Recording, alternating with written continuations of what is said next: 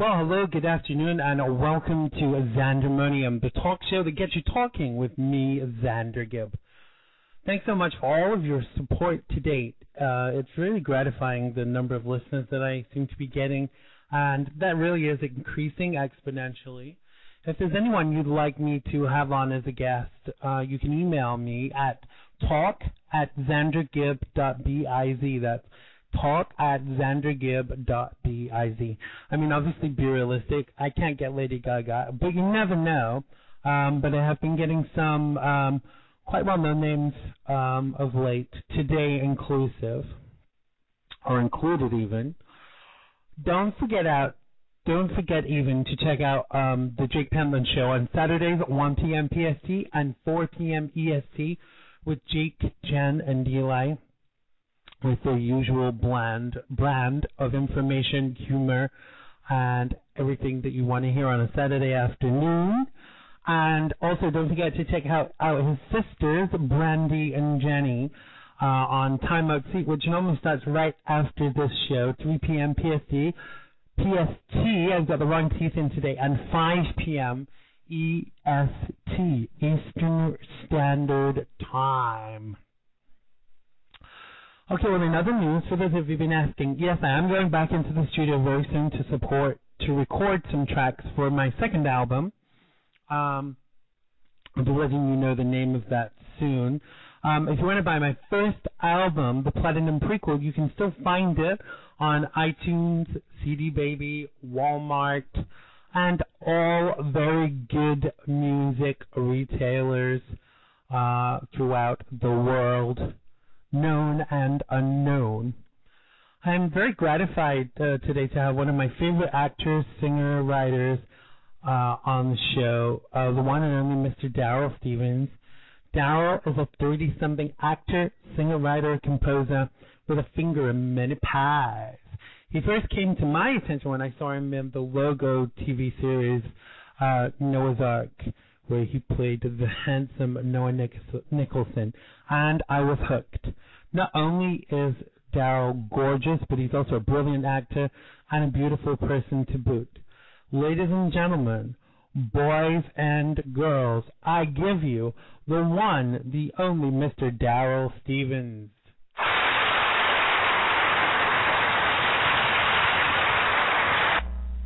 So welcome, Darryl Stevens. Thanks for taking time out of your busy schedule to talk to us today, Darryl.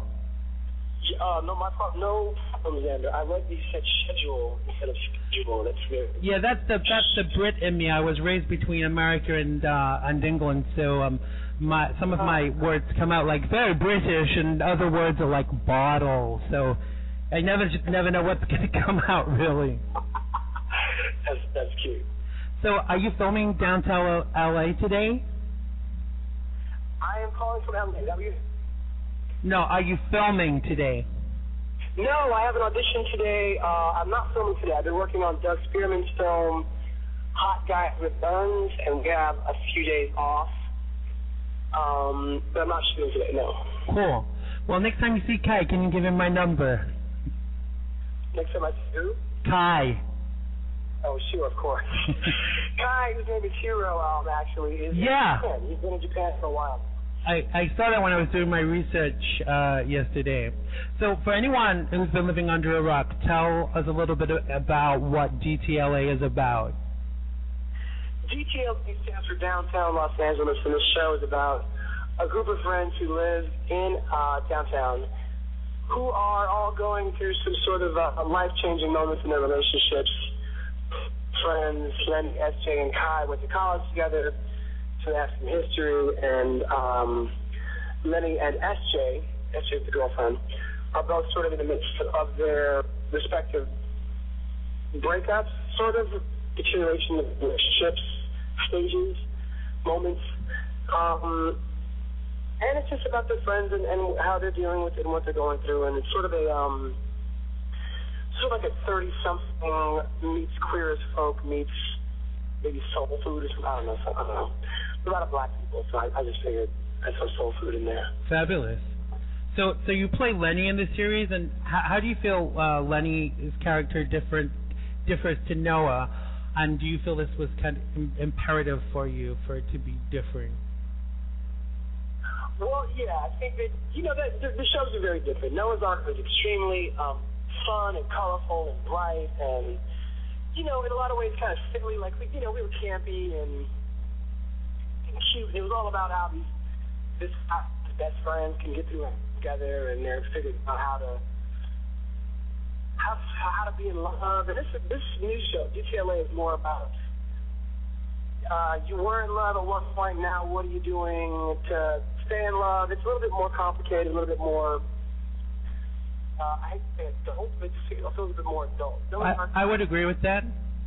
Yeah, more of an introduction to gay black folks to America, and DTLA is like, okay, now you know what gay black folks could look like. This is another vision, and we're going in a completely different direction. Absolutely, because I think we all tend to kind of stereotype as to what a certain section of the community should look like.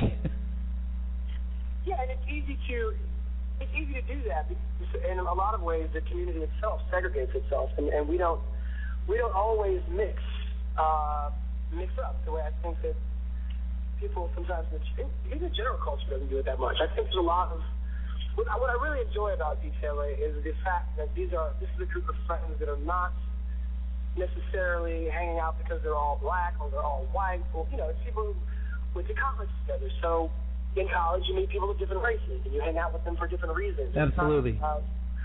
It's not about growing up on the same block, which obviously has its own merits, and those relationships can be just as interesting and impactful to someone's lives. And I think that having a group of friends that come from different worlds and sort of in this common ground of either sexuality or work or just beliefs about the world, I think that's also really interesting. Absolutely, and they do say variety is the spice of life. I like to surround myself with people from all different denominations, cultures, beliefs, because I think it all enriches you. It all makes you a better person, really. It's how you learn. I think if you surround yourself with people who only know as much as you do, and have only experienced what you have experienced, then you limit your life. Absolutely. So, I believe the show was born initially out of a Kickstarter campaign. Well, I'll tell you what happened. Actually, we got really ballsy. We were shooting a pilot with no money, and you can probably even see that when you watch the pilot. That there's a lot of sort of low budget looking moments in the pilot. Completely concede to that, and I think it's part of the charm of the show. It's like an independent film. Right. It goes on for 9 episodes. But we shot the pilot, and then Larry Cannell, the show's creator, he just decided to get crazy and thought, you know what, while we have all these actors here, why don't we just shoot the first 6 episodes? Let's just do it. Wow. Write it and just do it. He didn't have the money, he didn't have the time, and it was just sort of like, all right, well, let's just do it. And we happened to commit for a couple months, and we managed to, we were literally writing scenes the night before. I was writing stuff just to make sure actors had something in their hands. He knew what the story was going to be. Right. And he knew that he intentionally hired actors who could improvise scenes without necessarily having a script. But totally. For me, I just felt more comfortable knowing that the actors had a script they could improvise around. And he obviously agreed. So what we were doing was just struggling. We would shoot all day, and I'd go home and write, or he'd go home and write. We'd get together in the morning and figure out, okay, what works here? What are we going to take out? We get to the actors. And the actors were literally getting scenes either the night before or, Wow. Everyone was really running, thinking on their feet and on the run. It was really quite an amazing experience. And this group of actors, I'd say, deserves an award just for getting through it, because it was really challenging, but they also rose to the occasion, and they really pulled out some great work. So, have you already filmed the scenes with Sandra Bernhardt and Melanie Griffiths? Oh, well, when we shot, so back to the story.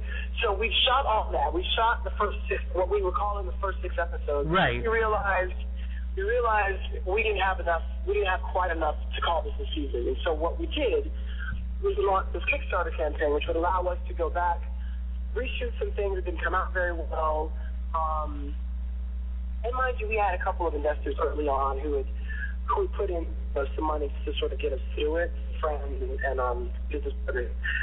But what we ended up doing was, after we'd seen all the footage we got after shooting the first 6 episodes, that first chunk of shooting, which was at the end of 2011, we started this campaign on Kickstarter to raise some more money to cover post-production as well as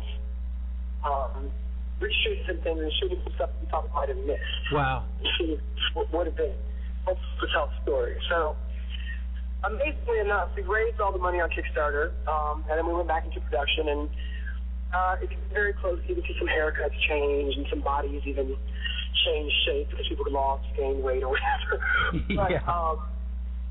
But yeah, I think we pulled it off. It was really kind of amazing to see how hungry the fans were, the audience in general were for this type of show, because the money came in pretty quick. I think we even went over our goal, which was amazing. People were really generous and really Absolutely.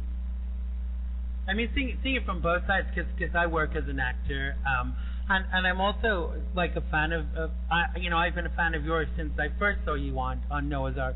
I mean, so I see it from kind of both sides of the coin. And when you are a fan of someone, you're always waiting for the next thing that they're going to be in. But I think that DTLA has been a really ballsy project from the point of view that, like, how often do you get a project of this caliber that has had kind of funding from different areas, including like these this Kickstarter thing with kind of household names? I mean, it doesn't happen that often, because I don't think the industry really always takes these kind of projects that seriously. But this is high caliber shit, really, isn't it? Let's face it. Well, thank you. That's very kind of you. I think what's very telling about this moment is that the industry is changing, and networks are not able to necessarily support every show that people would like to see. And so what's going to start happening, I believe, is that you're going to start seeing programs go straight to hosts like Netflix or Hulu Plus or whatever. Definitely. Because you can't put things on television, necessarily all the time, but there's still a lot of programming people want to see. People are going to be asking, and people are going to be creating their own stuff and making, this was really Larry Kennard had this idea to make a show about gay folks and straight folks who happen to hang out together, who were not all white or not all black. He wanted to see, what he saw reflected in downtown Los Angeles, which was a mix of people, and people not necessarily stuck to hang out with only gay or straight people. It was a very ballsy project from the beginning, and I think that he couldn't have gotten any funding from a network. He couldn't have gotten this script picked up by a network. He knew that. And actually the same with Noah's Ark. When Patrick was creating Noah's Ark, he was fairly clear in his mind that he could not go to one of the networks that had existed at that point and say, no, I have a show about 4 black gay friends in Los Angeles who are, falling in love and falling out of love and driving into houses. He couldn't say that because people would laugh at him. So he shot the pilot himself. He made it happen, and the logo happened to pop up right around the time which with that pilot. And it was sort of the model for this time. We shot the thing ourselves, and we, in his room, and did the same thing with this show. It's really it's just a niche story to tell. Absolutely. And the series is on the Logo Network. You seem to have a great ongoing relationship with them. Do you think this might have something to do with how willing they are to have kind of gay subject matter in their programming, and their willingness to have things that are not kind of, totally, what America would see as mainstream? Well, Logo and I had a history. I was on Noah's Ark, which was considered, one of their flagship shows. I think that they are more aware of Noah's Ark fans than anyone else in the world. So absolutely. They knew that there was an audience out there who was waiting to see what the next step was. There were people who would support Noah's Ark spinoff. Didn't happen, and so the people there happen to know that, happen to believe that there would be an audience. So I think that was, that was really cool of them to pick it up. Absolutely. I know. I mean, no one knows more than me. I've had 2 projects floating around for a couple of years. One of them is kind of like a gay sitcom, and one of them like is kind of a serious drama. And I've written you a role. It's funny how when you write with people in mind, I actually wrote a part in that sitcom with you specifically in mind. That's very sweet of you. Thank you. So if you're listening, Logo, give us some credence for this program and get it made. It's called The Limey, incidentally. The Limey, yeah. It's about they say write what you know, and I kind of wrote it about my being raised between New York and the UK, and then moving back to New York, and I don't want to give the whole plot away, but basically I end up running a bar, and some of the characters in these bars are kind of based upon people that I've met in New York who are just really zany, crazy, hilariously funny people who you wouldn't believe existed unless you actually met them. So I'm circulating that at the moment, but as you know yourself, it's very hard to get anybody to give you a foot in the door. Never mind, make the program for you. Yeah, I mean, I think, like I just said, I think that the chance for you might be to raise some money and shoot it yourself, and then, if you shoot a pilot that looks good, somebody might pick it up. I think the trick is shooting a pilot. If you shoot a pilot that feels like it's got some legs and looks like it's got some fun characters and some good actors, I think that really helps. Having a script at this point is not enough. No. Well, no. You can get anyone with a camera and shoot. You can shoot a movie on your iPhone now. So absolutely, we're looking. No excuse to not have something in your hand. We're looking to actually do that after Christmas, and so I'm definitely going to be making a pilot. I think the problem is nowadays that, and I say this too as an actor, that it's very difficult because you've got to pay bills. You don't want to work for free, because no one else can kind of work for free. So it's very hard to get people to come on board and say, well, if it gets picked up, I'll make sure you get the part. You can't even guarantee that now, because if a network buys your idea, sometimes you don't even get any creative input in the final product. That was something that was interesting about Egypt. Actually, we shot the entire season before we went and tried to sell it to anybody. The stuff was already done. So by the time it got to Logo, and it took to a number of networks, and Logo was not the only group interested. But no one had to say. It was sort of like, this is what it looks like now. So you can, obviously Logo edited it to make it fit into their time slot, but there really was, they didn't have the option to say, I like everybody except this actor, so we shoot it, we cast that actor. That actor's in there, so. Right. So I saw in your Twitter feed that the box set, the actual DVDs are going to contain a lot more of the footage, and we're going to see a lot more. So how much more is a lot more? Well, I'd say this. The episodes were cut to be a half an hour each. We're thinking it would be more like a Showtime on HBO. Right. We show everything, you could say anything, that kind of stuff. Absolutely. And so we shot it with that in mind, not really accounting for the possibility that a network like Logo might pick it up, and that Logo has commercials. So what happens is every episode that you see in Logo has been cut by at least 6 to 8 minutes. Right. So you lose chunks of story, you lose character arcs, you lose a lot of moments. You lose FFN. Say again? You lose FFN. Yes. Full frontal nudity for anybody that doesn't know what FFN. What I'm seeing on Logo is that they are choosing to show more ass and less story. Yeah. I think they realize that that's. Unfortunately, that's what floats gay men's boats, and if it gets people watching because it's a little more ass. I mean, let's face it, you're not going to put 5 ugly guys on a show and keep them fully dressed and, from head to toe in onesies for the whole show, are you? Let's face it, there has to be an element of sex in any TV show, because that's what sells. Yeah. So let's rewind a little for those of us who followed your career forever, really, to your role as Noah Nicholson in Noah's Ark. How do you feel this role has impacted on your success as an actor, and do people still call you Noah?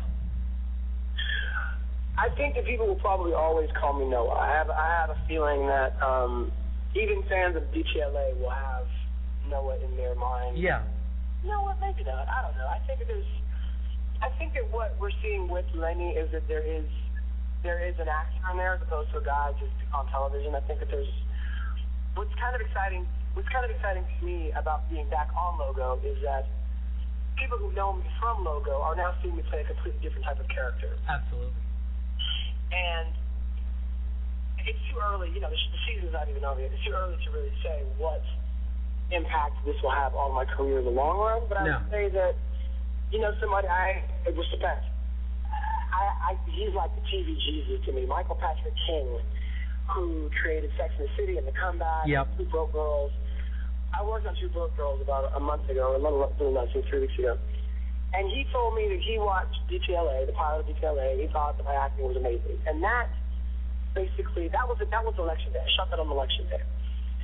That, to me, was like Christmas and my birthday wrapped into one. Me too. The fact that he even watched the show, and then he came to me and specifically talked about how he liked my work, he is TV Jesus. So I was very, so I think that there are probably people who are going to see Lenny and realize that there's more to the story than they may have assumed based on Noah's Ark. Right. And that's amazing. That's all I can ask for. If this show goes nowhere else from here, if we don't have a second season, the fact that Michael Patrick King said to me, and I'm not violating any trust in saying this on the radio about him, but said that to me just made my year. I mean, I really hear that. I mean, I'm not going to name drop, but somebody very famous heard one of my songs last year from my album and actually private messaged me on Twitter and said they thought it was fucking amazing, and that was their exact words. And even if I'd never ever sold another copy, that was like, you say about TV Jesus, this was like somebody in the music biz that really kind of, I don't know, it doesn't take a lot really, but when people say nice stuff about your work, it really, it really impacts. It's really somebody whose work you respect. Absolutely. It's amazing to have fans who love your work, and that's beautiful. But when there's somebody who you just feel, I felt amazing just to be working with him at all, and the fact that he'd seen anything else that I had done blew me away. So, I was just really taken aback and really honored and flattered, and it felt really good. So how do you feel about the fact that you're seen as a sex symbol, Darryl? Because let's face it, you are. I mean, do you feel objectified? Does it flatter you? Do you think, look at my work, not at my body? How do you feel about that? That's an interesting question. I was in a theater troupe in college, and we had the guy who ran the theater troupe, the head of the theater troupe was the director. His name was John Fisher, and he wrote a number of plays. And in these plays, my character would always end up in a loincloth. And one of the plays, and they were all campy and funny and gay and sort of brilliant, really. But for whatever reason, because as you said earlier, sex sells. I would end up in some sort of loincloth and shorts or something where I was like, okay, there's the body again. And one of the later plays that he wrote, which is called Medea the Musical, was about a play within a play, and we're playing actors with our own names. I played an actor named Darryl who was playing a character in a play called Medea the Musical. Right. In the play, actor Darryl gets pissed off at the director about being objectified and screams at him and having this whole moment. And for a long time, that was my issue. I felt like, okay, I am an actor also. And even my mother came to one of the plays. Wow. And the boy could act to him. I think that's actually what made him write that role. And I think, but then after all that happened, and after I sort of learned, being in the industry for a while changes your perspective. You can go in wide-eyed and optimistic about all the things you can accomplish, and then you realize you're a type. No matter what you do and who you are, you're a type.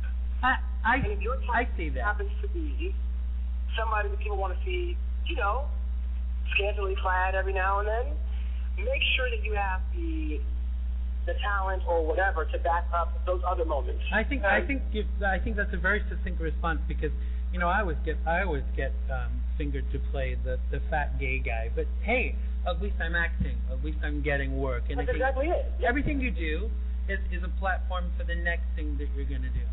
Really, I think. I think we should embrace that. I think that there's a point when, if you work in this industry long enough, you learn to embrace what makes you special. And if people want to see me, in a tank top, great. And if that means that I can be somebody funny on TV, great. And if people didn't relate to a character after that because of that tank top, fantastic. I feel like it's all been a blessing. It's all just sort of building, and I'm just getting started. Do you have a limit with that though? Would you like some actors would go naked? Personally, I wouldn't. If I had a body like yours, I'd be like, hell yeah, go for it. But to be honest, I think with DTLA, I've hit a wall. I felt like we did a lot. We were trying to push the envelope on the show, and I felt like some of the sexuality in the show is even shocking to me. And some of the stuff I'm involved in is shocking to me. Like this. I hear that. The episode on Friday, the final 2 episodes, there's some sex in that episode where I'm just like, I can't believe I shot that. It looks crazy. But you do know I got to cancel my gig for Friday now to watch it live rather than record it. I feel like I need to, I've done that now, and I feel like it's time.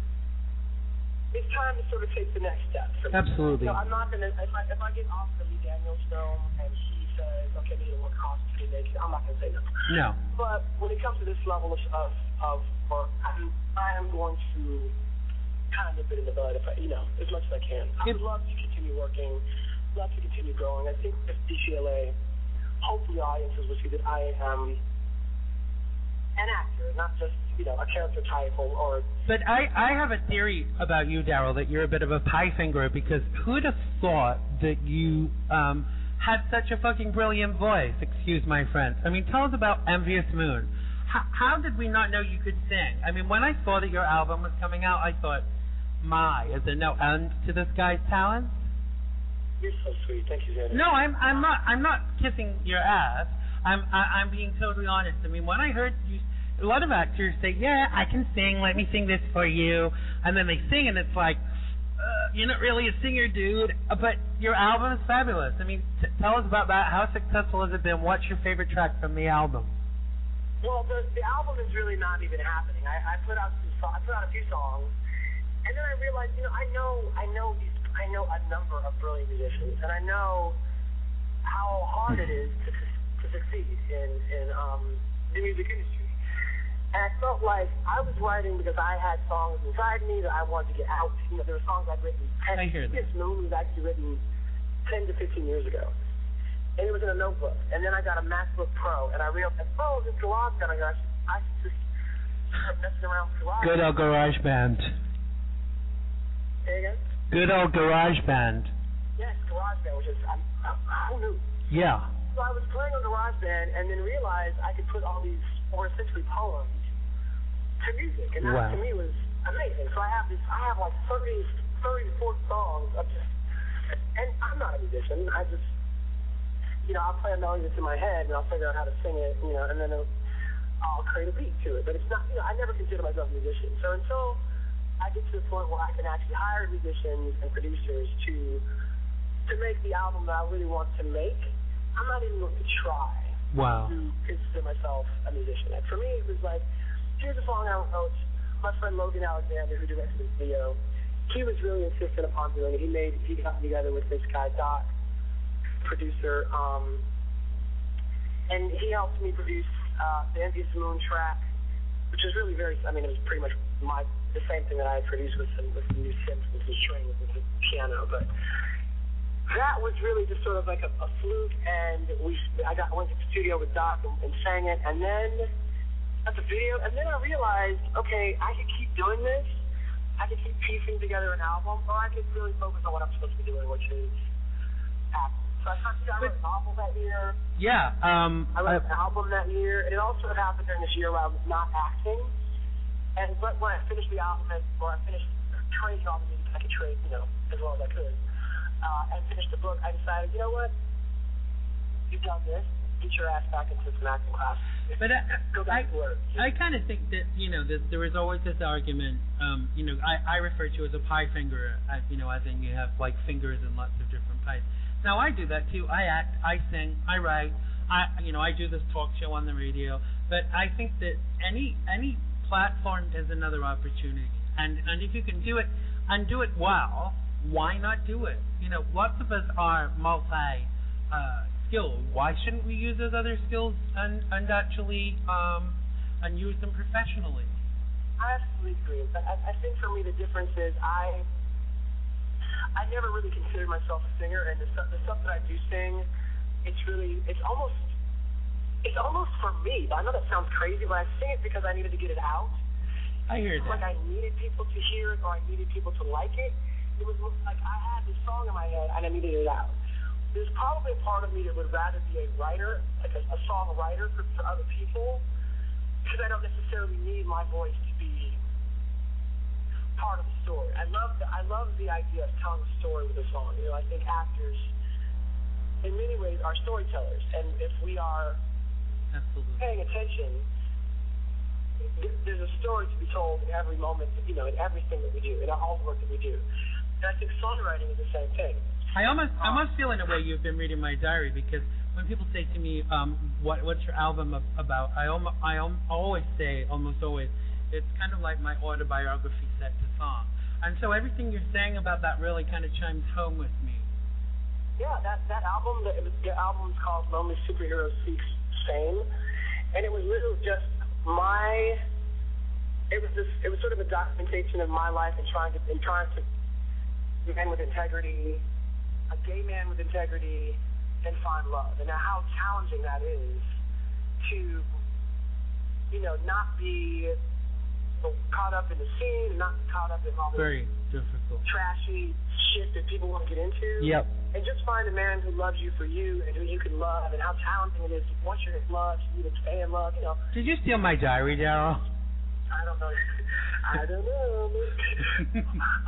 So that was what the album was about. When Envious Moon, people respond to Envious Moon, which is a very personal song. I thought, maybe people will get it. Maybe it's not just a No, I think a diary entry set to music, but I think we do. But I have to just say, Darryl, because it keeps trying to jump out. You know who your voice really reminds me of, and I hope this is complimentary, but when I listen to Envious Moon, I kind of hear a bit of Terrence Trent D'Arby. Is that yeah. a compliment, or is that good? No, I think Terrence Trent D'Arby, who's now changed his name to something I can't remember, like not the dog, but something like that. I think you did. TTB is the shit, and I actually did hear that a lot when that song came out. Yeah, I love that. I love that comparison. Thank you. Good. I'm glad you, because I know some people often say to me things like, "Oh, you sound like Boy George," and to me that's a huge compliment, because is from my kind of people that I respect as a singer and all those kind of things. So when people kind of liken you to people that are good, I mean, I hate it when people come up to me in the bar and say, "Are you the guy from TV?" And I'm like, "Yeah, what show are you talking about?" And they go, "Oh, are you the guy from Lost?" No, that's not a compliment. But no disrespect to Jorge, but that's not a compliment. Jorge is fabulous. Yeah.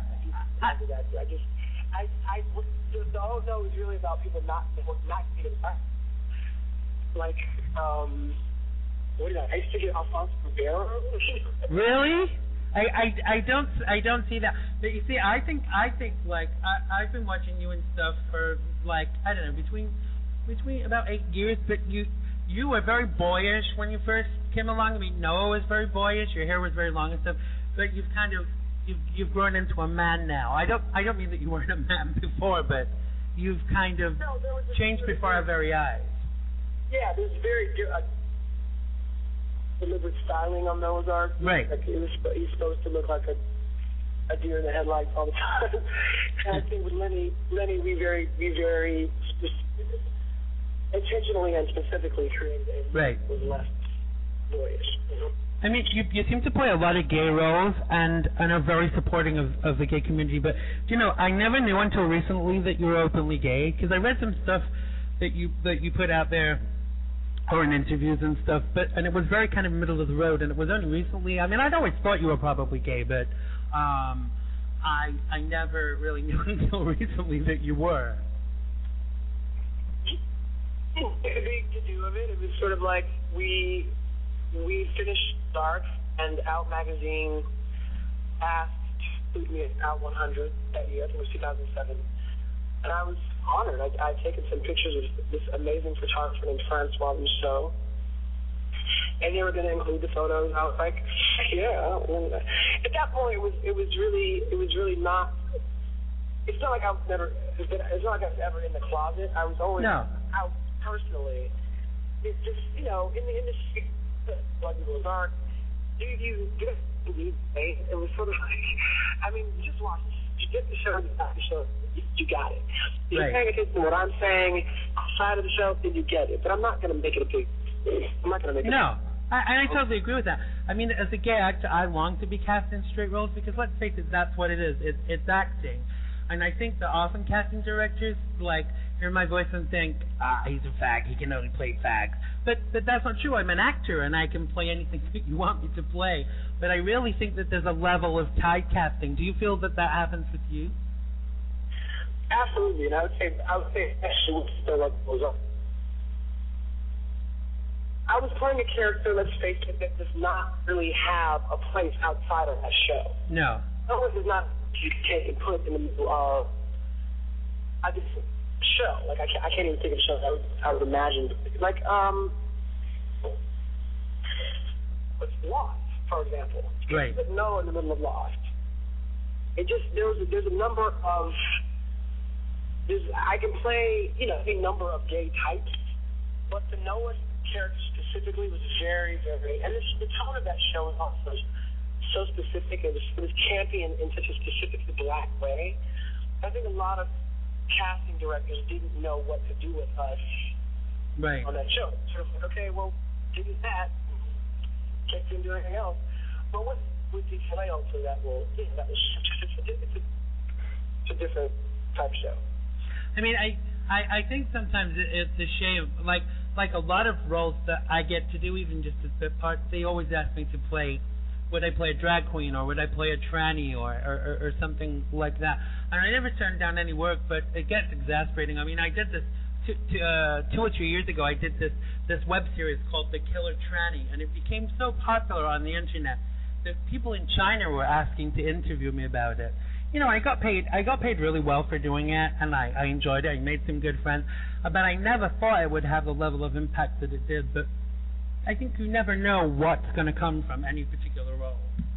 You know what? One of my favorite roles ever was playing a transgendered woman on Private Practice. I saw that. That for me was one of the moments where I felt like, okay, this is somebody who maybe did see me on Noah's Ark and thought, okay, this person can feel some emotion, but doesn't necessarily have to be the most masculine of men all the time.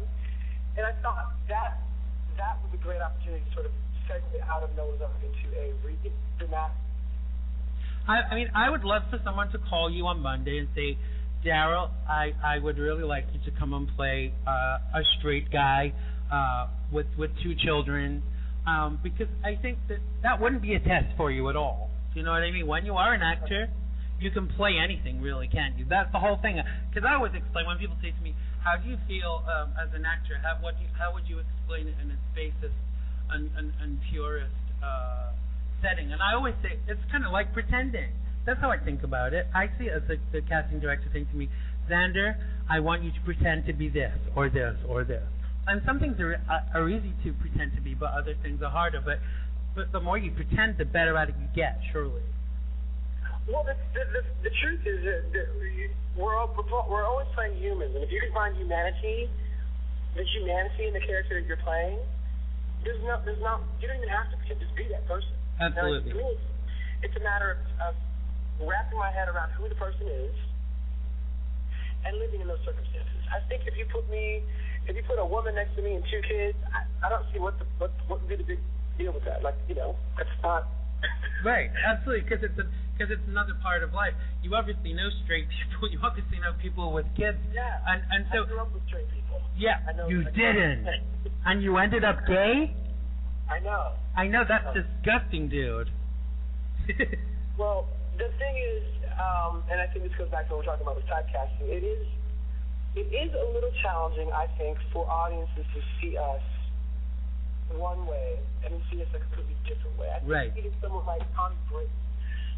I'm watching the first season of American Horror Story again after seeing the first few episodes of Nashville, after being a huge fan of the show Friday Night Lights. And I didn't watch Spin City. I think she might have been on first, but whatever. But Friday Night Lights, I fell in love with Connie Britton. American Horror Story, I was like, oh my God, she's brilliant. She's so good. And then Nashville, a completely different type of show. It's like Dallas with, sparkly high heel guitars. But she's essentially playing what she does what she does so well. And I think that she could probably play a number of characters. But all the characters, I'd say American Horror Story gave us a little bit of a different color because she wasn't Southern in that. But she plays very similar characters. And I don't think it's in any way a critique or a criticism of her acting. No. I think she's a great actress. I think that audiences and casting directors and, writers or whoever creates the show, they see something that works in an actor and they want to tap into that. Right. Can you put it in the same costume? And I think that, what's great about DTM is that I got to pick this. It wasn't like I was going in on auditions for stuff. The director came to me and wanted me to do it. And he wanted me to do something different from Noah because he knew me personally. He knew that I was Noah and didn't understand why I wasn't getting work playing a different type of actor, a different type of character. So he came and got me, which was up the line. You get that. And it's very flattering, isn't it, when that happens? It's hugely flattering. It was an amazing experience. I've seen your work. I think you're doing something completely different. You're doing something different, and that's what we did. That's what DTM is about for me. No, absolutely. So when I was doing my research, I found out you went to Berkeley. Yes. So what was your major? American Culture Studies, American Studies. It was an interdisciplinary major which allowed me to integrate my classes in ethnic studies and sociology with my theater and film classes and sort of go away with, the major that made sense to me, which was I was studying being a person of color in America, and I was studying theater. Right. And film. And it's sort of, that's how it together. I mean, I kind of, this is the first time we've ever spoken, but I think that you get an idea of how someone is even before you've met them or even spoken to them, if you have good intuition. And I kind of feel that everything I felt about you was absolutely right. And I see that you care about your community, not just like the gay community, but the Black/African American community and beyond. And that's kind of, I don't know, I like that in a person because a lot of people really just don't care. Yeah, well, we only have one life, and if this is it, I think it's imperative to uplift others if you have the opportunity. Absolutely. I don't see any. There are people who have goals for making lots of money and being hugely successful in natural ways. And I understand that life is easier when you have lots of money, but for me, or can be easier. For me, that's never ever been my goal, and it's probably to my detriment. I would say that for me, it's always been about touching people in a positive way. I would much rather have a positive effect on someone's life than walk away with 45 of their dollars. Me too. The legacy I would like to leave has nothing to do with money. I would like to touch people's lives in a positive way, and that's just me. When you have this conversation, when people, I don't know if it's just me and my friends, but when you kind of have dinner parties and they say, they ask you these really ridiculous questions at the end of dinner, and like when they say, what would you like to be written on your epitaph? And I always say, I think that's really morbid to ask, but I never want anything like, he was a fabulous actor or he was this. I actually would like it to say, here lies Xander Gibb. He made a difference. You know, it's nice to be liked, but I'm here more to make a difference. You know what I mean? Absolutely. I completely agree. I think that a lot of people can write off acting and music, you know, a lot of the industries that we're involved in, those things can be written off as fluff in a lot of ways. And if you don't take that platform and that opportunity to do something meaningful, then you don't really get to be grounded in a real way. I feel like there's, you know, acting is as amazing and as cathartic as it can be. It's really personal in a lot of ways. If you don't reach out to people beyond that, you don't really get to experience the world. And I think that there's so much to do once you have that platform. But you kind of seem to be like, I find there's a lot of actors, because you've made it. You've done a lot of television. You've done film. You know, people know who you are. I'm sure when you walk down the street in L.A., people know who you are. But you, obviously, you still remember what it was like to struggle, like to be a struggling actor. But I think a lot of actors forget that. Well, I'll be honest with you, Xander. I'm not making crazy money now. I'm paying my rent just like everybody else. Me too. It's not like I have reached that point where I've stopped thinking about it and the money is rolling in. No. I'm still hustling. I'm still trying to make ends meet. And I'd say that I think it's probably easier to stay connected to your communities when you are not so completely removed from them. You know, like if I was up in the hills somewhere in my house with the gates, and then maybe I wouldn't be as concerned. You know, Brad Pitt and Angelina. Brad Pitt went to New Orleans as soon as Katrina hit, started building houses. And I feel like there are people who do stay connected, but there are others who just kind of, okay, I've got my money, I'm going to go away now. What I really hate, though, is that when there are well-known people out there that do good, that there are always bastards, for want of a better word, that will turn around and say, they're only doing that so people say how wonderful they are. I mean, please say something nice for a change, you know? Well, no, if he's doing something good, then give him credit for doing something good. I don't know what the criticism is beyond that. No, me too.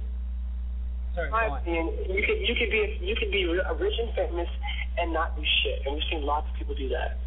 And anybody who takes their platform and their power, their money, and does it impossible with it should be commended. And I respect all those people. Absolutely, and at whatever level. I mean, I don't. It's funny when people from my hometown say that they refer to me as a celebrity. I laugh because I'm really kind of like an unknown. I'm a Z-list.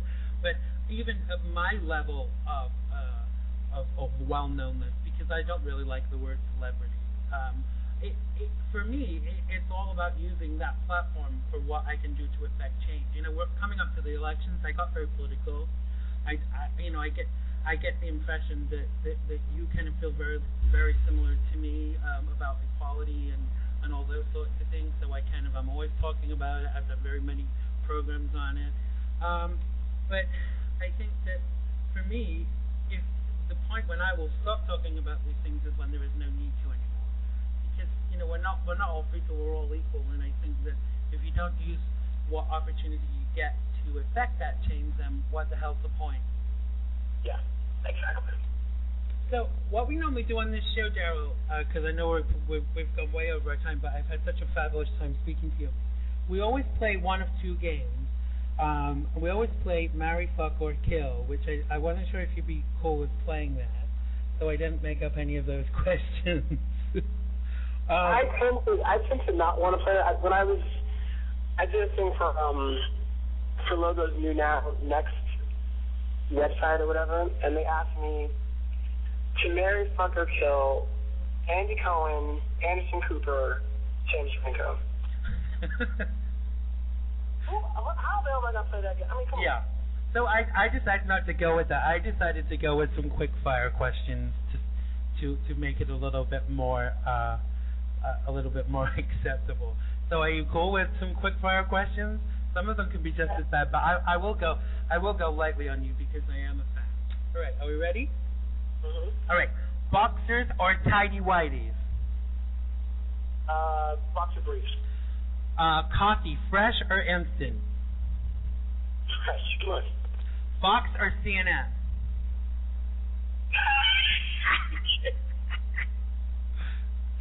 CNN. All right. Obama or Romney? Obama. Absolutely. You're going very easy on me. I am, because I like you. All right. Mickey D's or Burger King? Mickey D's. Larry King or Xander Gibb? Xander Gibb. Absolutely. Oprah or Jay Leno? Oprah all day long. Jay who? Yeah, absolutely. Acting or music? Acting. Or how about this, storytelling? Right. Oh, God. All right, Grey's Anatomy or private practice? Well, I'm private practice, and I love the cast. I have to say, if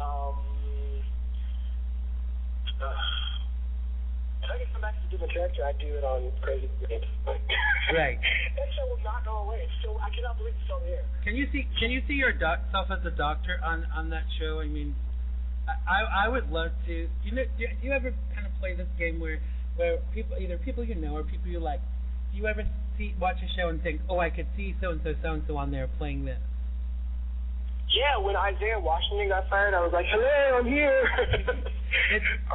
It's funny how my mom calls me and says, my mom lives in London, and she says, I saw this television show the other night, and you would be perfect for it. I'm like, oh yeah, what's it called? She's like, Downton Abbey. You would be absolutely perfect on that. I'm like, Mom, what the fuck are you smoking? You know what? Yeah. Go on. Seen Scandal yet? No, I haven't. Oh, it's so good. It's so good. It's all drama of, Grey's Anatomy and private practice, but in this very twisty, mystery vibe of a TV show. It's really, really cool. No, I've not seen that yet. I think there are so many good things out there. You put things on your list to see because you really can't kind of see everything. And then when you haven't seen these things, people say, oh, get with it, Xander. I'm like, I do a show every week, and people would be so surprised at the level of work I have to put in just to get that sounding halfway decent. So all of the other periphery things like watching TV and watching movies and stuff, and then friends call and say, did you see me on the TV the other night? I'm like, what were you on? Hello, did I lose you? No, I'm here. It's quite difficult to kind of to be able to keep up with and watch everything. So the finale, the series finale of Downtown LA is Friday night on Logo. It is, I believe it's playing Sunday, right? So it's last Friday. It was 2 days ago. Right. Oh no. They'll know that it's pre-recorded just from the stuff that we talked about. So the finale happens Friday night. Right. Cool. Well, I look forward to watching that, but I've tried not to watch a lot of it because you know what I like to do? I like to watch the whole thing once. Because if you haven't watched too much of it, I would say wait until it's on Netflix or wait until it's and just get the whole vibe of the show. I feel like it's hard for me to really.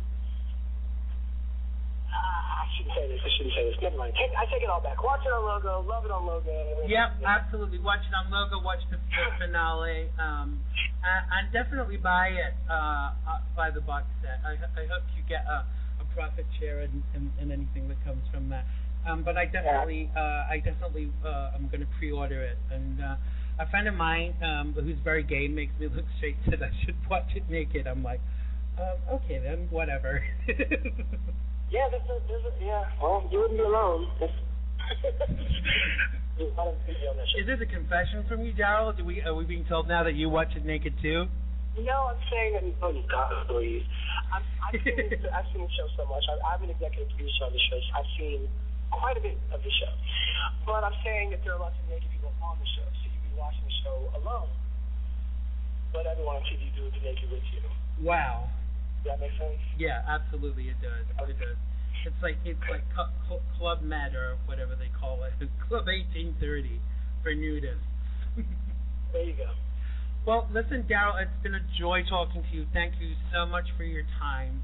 I'm a really big fan of your work, and it's been a real pleasure talking to you. I hope that Logo indeed will take up my my sitcom, and that you'll get to play my hot boyfriend, and that maybe we'll get to work together. So thank you very much. Say again? I said, Logo, are you listening? Yeah, Logo, listen up, Logo. Buy the Limey and cast Xander Gibb and Darryl Stevens, and the world will be fine. So thank you very much, Darryl. Please stay there. Don't go anywhere. Thank you so much for joining us today. Have a great day. Thank you. Wow, I am such a lucky homosexual hosting a show. I get to interview people I love and respect, and it beats working at McDonald's. Thank you very much again to Darryl Stevens. Don't forget to check out downtown LA, buy the box set, and we will get to see a lot more of Darryl Stevens butt naked in that show. All right then, well, I'd like to thank you all again for listening. Thank you for continuing to listen. It's been great once again. Please join me in nominating for the Wanker of the Week this week, Paris Hilton, for showing us his nasty side again. Back on Lindsay Lohan's back once more. Yes, she's been a silly girl. Yes, she's made a lot of issues worse for herself. But as a society, is that the best response we can offer? Perez's own track record is not the best, and he's made a name from slaying others for their mistakes. I remember when will.i.am from the Black Eyed Peas gave him a whack in the face, and thinking Perez really deserved it. Now, I don't really hold truck with violence, but when you push people, they really are going to push back. So there you go. That's my Wanker of the Week, Perez Hilton, for the award for services to wankerdom. If you'd like to nominate someone for Wanker of the Week, let us know who and why. And you can email me at talk@xandergibb.biz. That's talk@xandergibb.biz.